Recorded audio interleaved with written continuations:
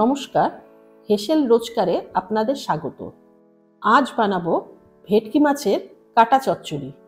কাটা চচ্চড়ি খেতে কিন্তু অসাধারণ লাগে। কিভাবে বানিয়ে নেবেন চটজলদি সুস্বাদু এই ভেটকি মাছের কাটা চচ্চড়ি দেখে নেওয়া যাক আমার এই ভিডিওটিতে। এখানে আমি 1 কেজি ভেটকি মাছের কাটা নিয়েছি। কাটাগুলোকে ভালো করে ধুয়ে নিতে হবে।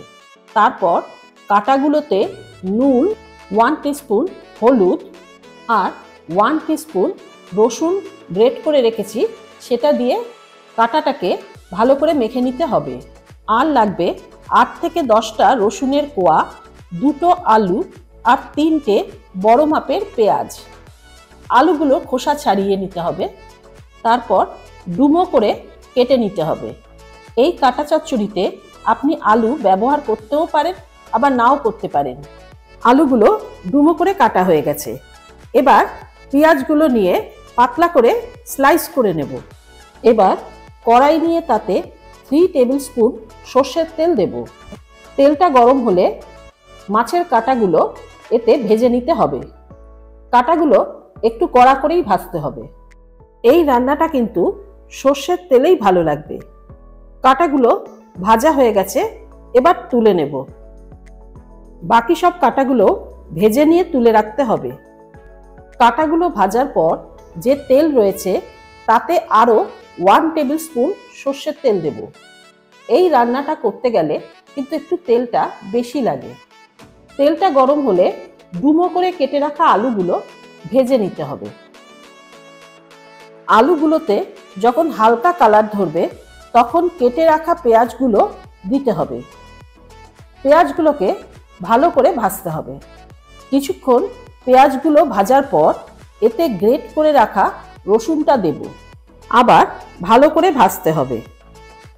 রসুনের কাঁচা গন্ধ চলে গেলে এতে 2 টিস্পুন ধনে গুঁড়ো, 2 টিস্পুন জিরা গুঁড়ো, 1 টিস্পুন লঙ্কা গুঁড়ো, 1 টিস্পুন হলুদ গুঁড়ো আর একটা বড় সাইজের টমেটো কুচি করে দেব। আবার ভালো করে কষাতে হবে, টমেটোটা যাতে মিশে যায়।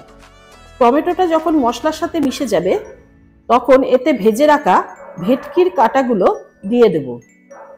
মশলার সাথে ভেটকির কাটাগুলো ভালো করে মেশাতে হবে। আমি এখানে 1 টিস্পুন লঙ্কা গুঁড়ো দিয়েছি। ঝালটা কিন্তু আপনাদের স্বাদ অনুপাতে দেবেন। কষানো হয়ে গেলে এতে সামান্য একটু জল দেব। জলটা যেন বেশি না হয়। এবার মশলার সাথে ভালো করে মিশিয়ে দিতে হবে। তারপর স্বাদ মতন নুন দিয়ে আবার ভালো করে মিশিয়ে দেব।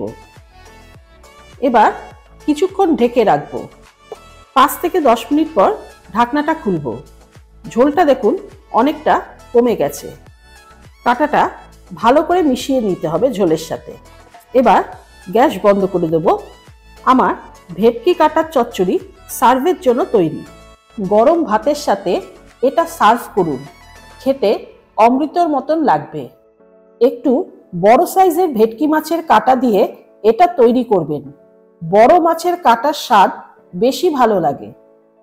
রান্নাটা যদি ভালো লাগে প্লিজ সাবস্ক্রাইব করবেন আর কমেন্টে জানাবেন রান্নাটা আপনাদের কেমন লাগলো।